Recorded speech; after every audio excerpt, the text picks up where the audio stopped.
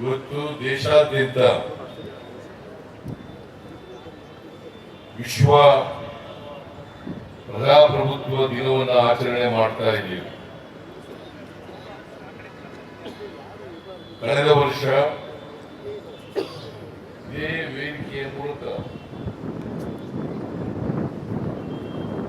ವಿಶ್ವ ಪ್ರಜಾಪ್ರಭುತ್ವ ದಿನವನ್ನು ಆಚರಣೆ ಮಾಡಿ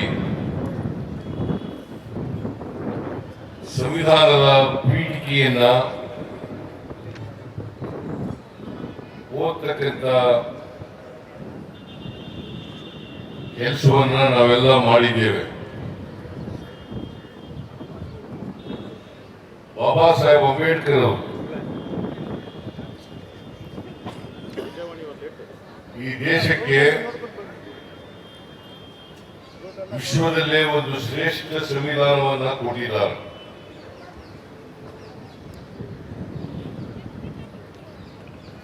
ಆ ಸಂವಿಧಾನದ ರೀತಿಯ ನಾವೆಲ್ಲರೂ ಕೂಡ ಸಮಾನರು. ನಮ್ಮಲ್ಲಿ ಯಾವುದೇ ಭೇದ ಭಾವ ಇಲ್ಲ, ಯಾವುದೇ ಅಂತಸ್ತುಗಳಿಲ್ಲ. ಮೂಲತಃ ನಾವೆಲ್ಲರೂ ಕೂಡ ಮಾನವರು. ಅದಕ್ಕೋಸ್ಕರನೇ ಸಂವಿಧಾನದಲ್ಲಿ ಬಹುತ್ವವನ್ನು ಎತ್ತಿ ಹಿಡಿತಕ್ಕಂಥ ಪ್ರಯತ್ನವನ್ನು ಮಾಡಿರ್ತಕ್ಕಂಥದ್ದು.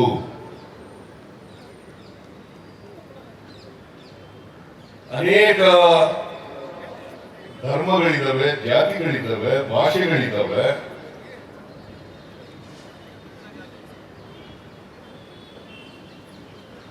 ಅನೇಕ ಸಂಸ್ಕೃತಿಗಳಿದ್ದಾವೆ. ಅದಕ್ಕೋಸ್ಕರನೇ ನಾವು ವೈವಿಧ್ಯತೆಯಲ್ಲಿ ಏಕತೆಯನ್ನ ಕಾಣಬೇಕು.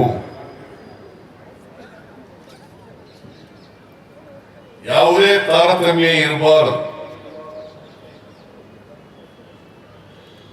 ಸಂವಿಧಾನದಲ್ಲಿ ಬಾಬಾ ಸಾಹೇಬ್ ಅಂಬೇಡ್ಕರ್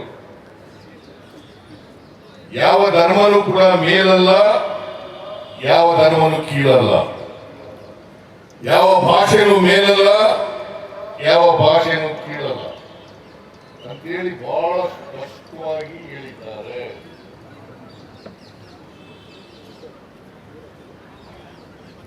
ಇದನ್ನ ನಾವು ಸ್ವಾತಂತ್ರ್ಯ ಬಂಧನದಿಂದ ಬಹಳ ಕಟ್ಟುನಿಟ್ಟಾಗಿ ಪಾಲನೆ ಮಾಡ್ತಾ ಬರ್ತಿದ್ದೇವೆ. ಭಾರತದ ಇತಿಹಾಸವನ್ನು ನೋಡಿದಾಗ ಬುದ್ಧ, ಬಸವ ಅವ್ರ ಕಾಲದಲ್ಲೇ ಸಂಸದೀಯ ವ್ಯವಸ್ಥೆ ಇತ್ತು, ಪ್ರಜಾಪ್ರಭುತ್ವದ ವ್ಯವಸ್ಥೆ ಇತ್ತು ಅಂತಕ್ಕಂಥದ್ದನ್ನು ನೋಡ್ಲಿಕ್ಕೆ ಸಾಧ್ಯ ಆಗ್ತದೆ.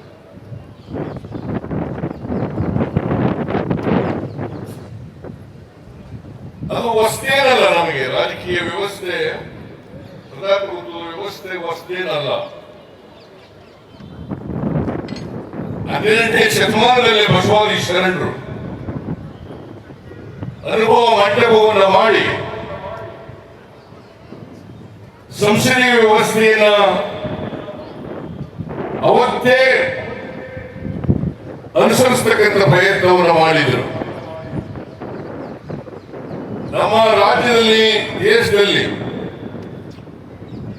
ಪ್ರಜಾಪ್ರಭುತ್ವ ವ್ಯವಸ್ಥೆಯನ್ನು ನಾವು ನೋಡ್ಲಿಕ್ಕೆ ಅನುಭವ ಮಂಟಪ ಸಾಕು ಅಂತಕ್ಕಂಥದನ್ನ ನಾವೆಲ್ಲರೂ ಕೂಡ ಇತಿಹಾಸದಿಂದ ತಿಳ್ಕೊಳ್ಳಿಕ್ಕೆ ಸಾಧ್ಯ ಆಗ್ತದೆ.